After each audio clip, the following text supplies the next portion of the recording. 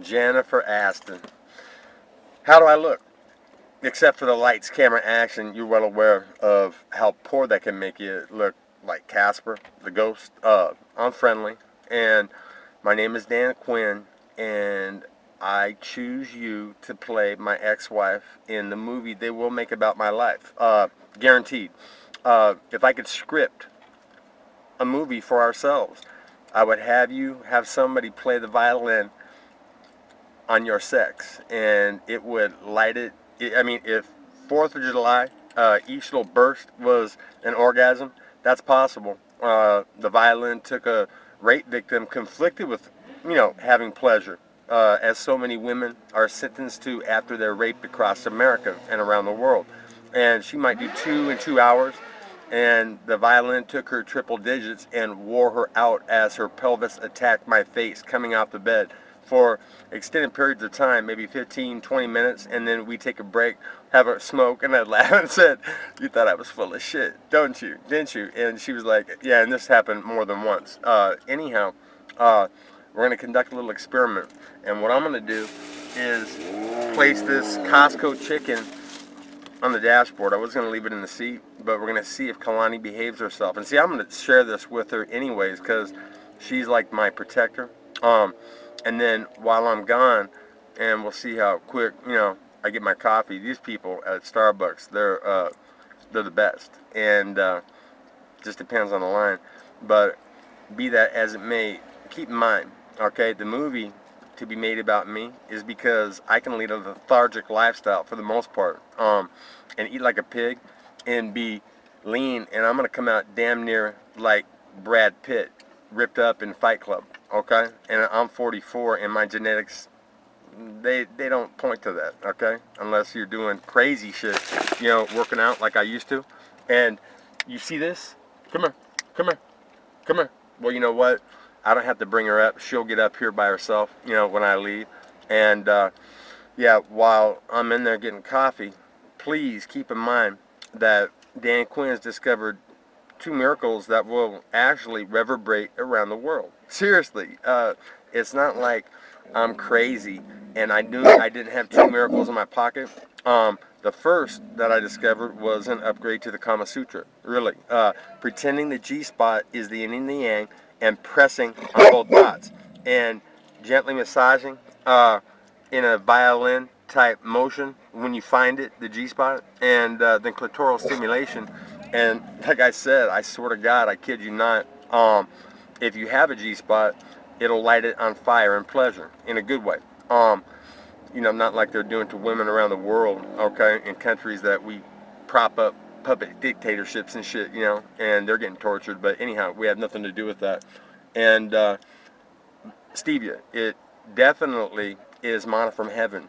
It meets all the criteria, and it's a superfood. It makes me, in combination with copious amounts of THC, it makes me feel young again. And I'm going to, maybe in 8 weeks, render Randall Lamont if he meets me at a catch weight, since he took steroids and blew up to like 231 pounds from when I first saw him. Anyhow, yeah, it makes me different. It makes me into a facsimile of my 20-year-old self when I was at Notre Dame. And keep in mind that when I'm in there, if this doesn't run too long, if it wasn't for Lou Holtz, there's a chance that it wouldn't be a bad thing to know me, all right? They said I was like the white LT, see the play, and I touched Steve Taylor twice on the same play, couldn't outrun me to the, sidelines and shit, and, he led Big Red in Nebraska to glory. And, yeah, so I choose you to be my ex-wife. It could be Julia Roberts, all right? We all have our preferences, and think about that and ponder. Okay, you see this? You see that right there? You see that? You understand me? That's no. That is no, all right? It could be a worse test. It could be on the seat, and that might really entice her,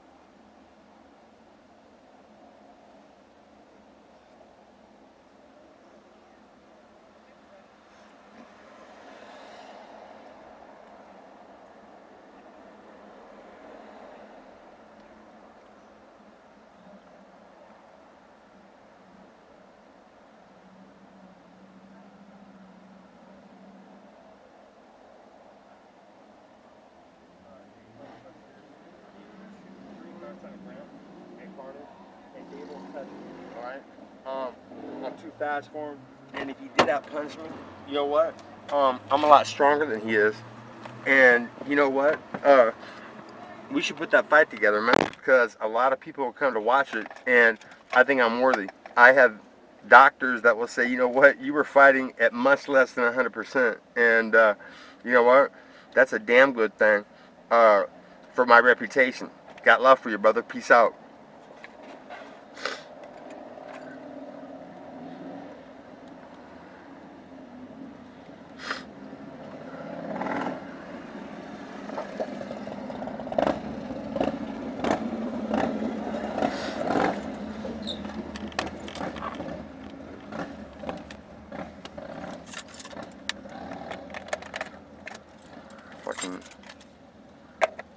Oh, you know what? Wow, I forgot that.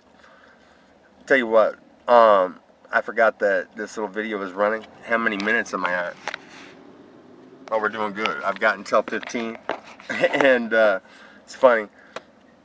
Movies, Janfer ASSton.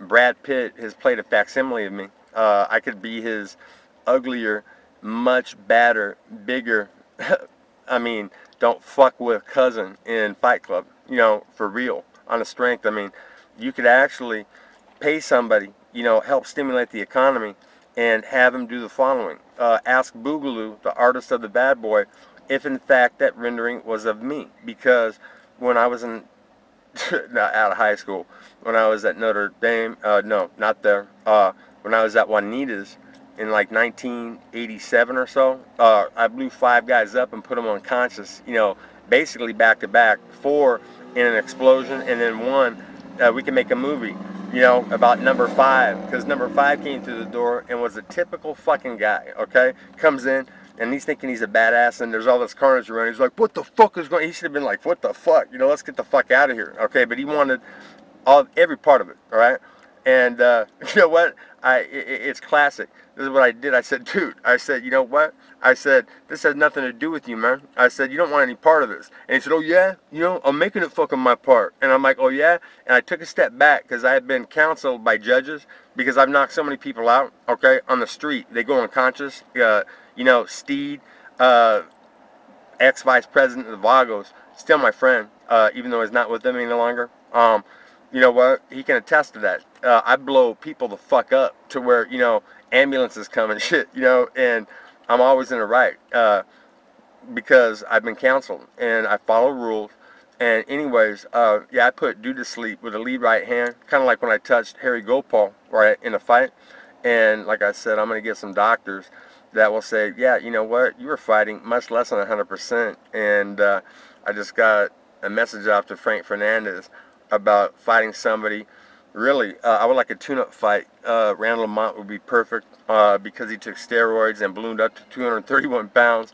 It would be perfect for him to fulfill his words and fight me, or stand up, and I'll tear his ass up because I'm fucking really, really fast, girl. And I don't know who they would get to play me in the movie, but Dan Quinn, you know, he's been like caught in a curse. Seriously, I mean, how many guys do you know that can make the play and get fucking fired for it? You know what?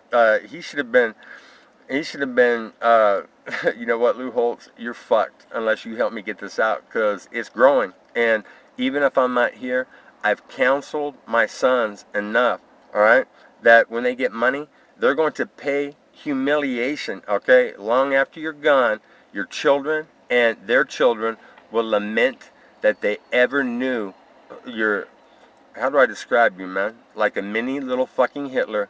And Marty Lippincott, Philadelphia, at the Playboy bar. You're not with your wife anymore. Join the club, brother. You can join my club anytime you want, Martin James Lippincott, because there could have been a future. Us on the same defensive line, the best college football defensive team in the history of the game. If Marty Lippincott is at nose tackle, Cedric Figueroa is at his true rush in, and I'm covering guys like Alan Pinkett, man for man down the field. Slam dunk, okay? We're both in the NFL, and we're potentially motherfucking legends, homeboy. Peace out with love, dog. For real.